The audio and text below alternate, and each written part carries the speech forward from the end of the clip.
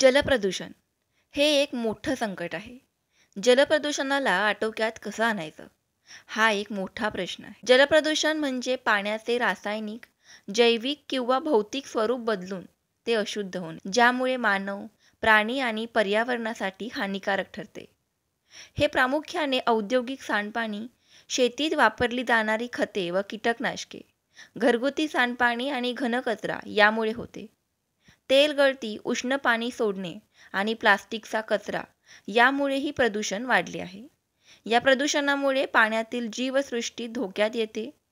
पिण्याच्या पाण्याची गुणवत्ता घटते आणि आरोग्यासाठी टायफॉइड, कॉलरा, अतिसार यासारखे आजार होण्याचा धोकाही वाढतो.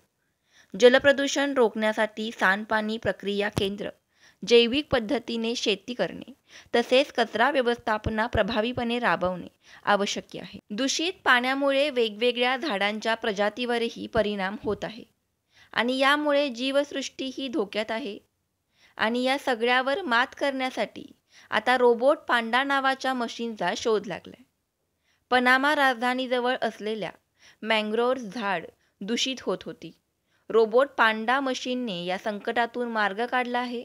रोबोट पांडा नावाच्या मशीनला एका स्थानिक एजन्सीने 2 वर्षापूर्वी तैनात केले होते. या मशीनची चाके पाण्याच्या मदतीने चालतात आणि जेव्हा ते पाण्यावर चालण्यात अपयशी ठरतात, तेव्हा वर बसवलेल्या सोलर पॅनलद्वारे ही मशीन ऊर्जा घेते. या मशीनने खुआंडा डियास नदीतून आत्तापर्यंत 130 टनापेक्षा जास्त कचरा साफ केला आहे आणि जमा झालेला कचरा हा पुनर्वापरासाठी पाठवला जातो. या मशीनमुळे मोठ्या प्रमाणात जलप्रदूषण साफ होत आहे.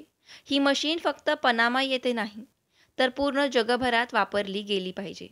जगात आत्तापर्यंत अशी कोणतीही मशीन तयार केली गेली नव्हती.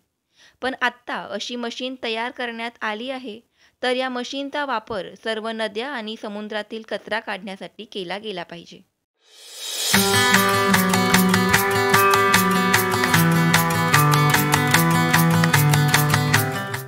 धन्यवाद. अशाच बातम्यांसाठी पाहत रहा आपला महाराष्ट्र डिजिटल.